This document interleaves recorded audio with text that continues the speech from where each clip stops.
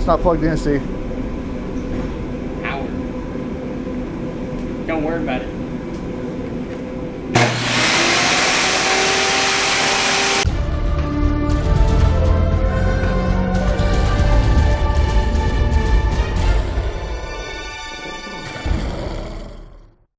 Okay, guys. So we've been going, what, 3 episodes now? This is episode number 4 of how to build modular walls. We have set up the walls, if you see, and we've also installed the slats here. If you look at the back, kind of shows you what it looks like on the back. However, today we're going to put the ceiling in and we're going to start wallpapering the walls. I think next week we're actually going to get onto the brick of the fireplace. So, what I forgot to tell you was that we are having to switch our 10-foot wall and our 4-foot wall on either side. We sent in our building variance form. They don't want the 10-foot wall on the side where the other vendor is, so we're going to have to put it on this side where the aisle is. We're actually a corner booth. So we're in doing that. However, we're kind of switching things around a little bit. These 2 panels, this one here and this one here, the 2 squares there are going to be putting windows in them.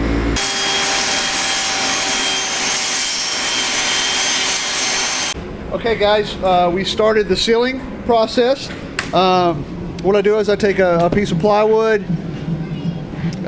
We get 4 8-foot panels out of this. You just start at the 12-inch mark, and as you see, I just started drawing. I mean, it really there's no pattern. Then we do a 12-inch mark, then do another 12-inch mark, and then do another little squiggly line. And then another 12-inch mark. And then another 12-inch mark to end it. That way, when we do the 12-inch mark, for one, we can get 4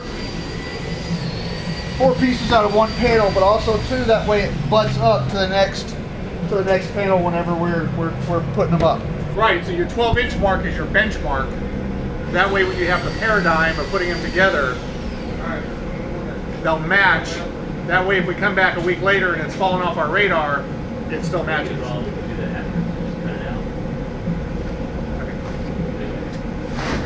That's it. Damn it, will you stop?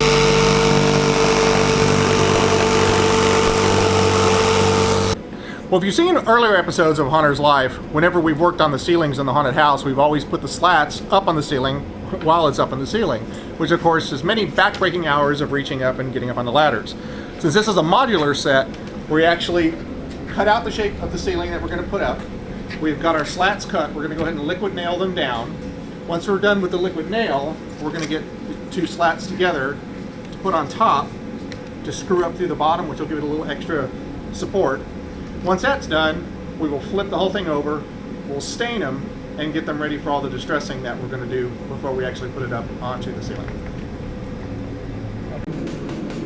It's about a 1/4 inch off down here. Which way does it gotta go? That way. It's gotta go this way? Right there. Let's do, let's try this here.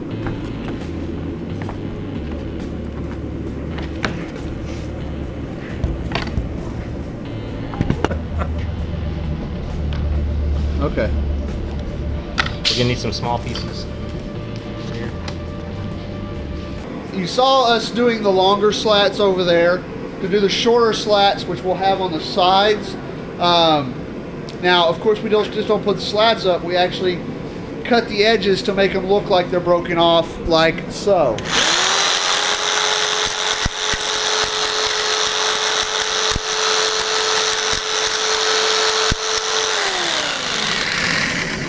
Now, as you see, they come over here and go, hey, I have a slat for you.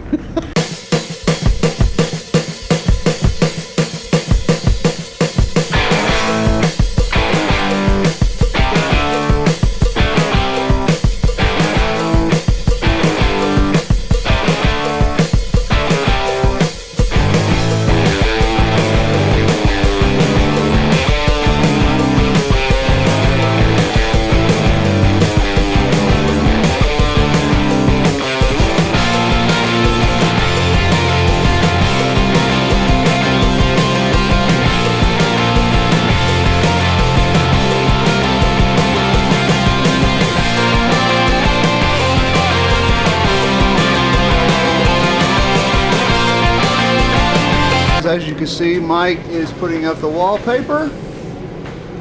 And we went ahead and put splotches of wallpaper underneath. That way it looks like there's several layers. That adds another layer to our set. So we basically are set, you know, with the distressing, we got, you know, first layer, second layer. Actually, we're gonna have a little plaster, so that might be third layer, and then you have the slats, which is your fourth layer. Hey, how's it going? Good to see you. We are mudding the slats. We're using joint compound, and we're just getting it in there so we can get it in between the slats to make it look like plaster. Basically, you just put a lot on, go down like that, then scrape it off. So while Jeff is doing the slats up there, I am going to do the edging. However, I wanted to show you guys something, and what we did before is when you got your edging down here where an actor or a patron can rub up against it, it's going to eventually tear the wallpaper. So what I normally do is I put an edging around it and get the mud on the edge of the wallpaper, and that way we get a good seal to that way it doesn't peel off when somebody rubs up against it. However, this is not the only technique, you know, this is just part of it. What I'll do is you'll get a lot on there. Here, let me get some more. All right, and what you'll do after you get it on there is you'll texture it. You just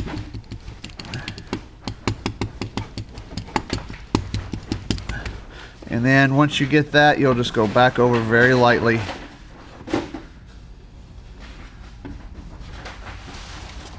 It just adds depth whenever it'll look better whenever you do your distressing. It'll really add to it. Well, thank you again for watching A Haunter's Life. Not really sure how the footage ended up on this one because we had the battery kind of die out on us a couple of times, but I know Bart's pretty much an editing genius, so I'm sure he'll put lots of good footage of what we did tonight. Again, thank you so much for watching. We've got a lot coming up, so be sure to subscribe so you don't miss any of the great episodes we've got in the future. Also wanted to give a shout out to our friends at Haunters Hangout who had us on their show last week. They got a great YouTube channel where home haunters get together and talk about their home haunts, and they talk to pro haunters and find out how they do their thing.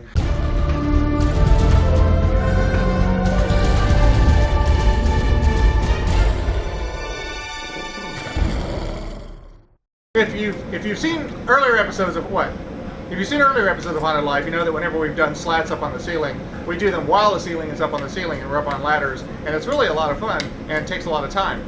However, since this is for our modular set that we're building, we're actually took the ceiling down. We're attaching the slats with liquid nail to the ceiling while it's down.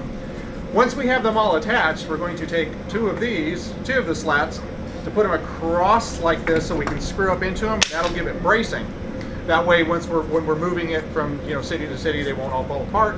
It'll help keep it all braced. Once that's done, we will flip it over, and once it's flipped over, we'll go ahead and stain all the slats and get it all ready for the distressing before we put it in.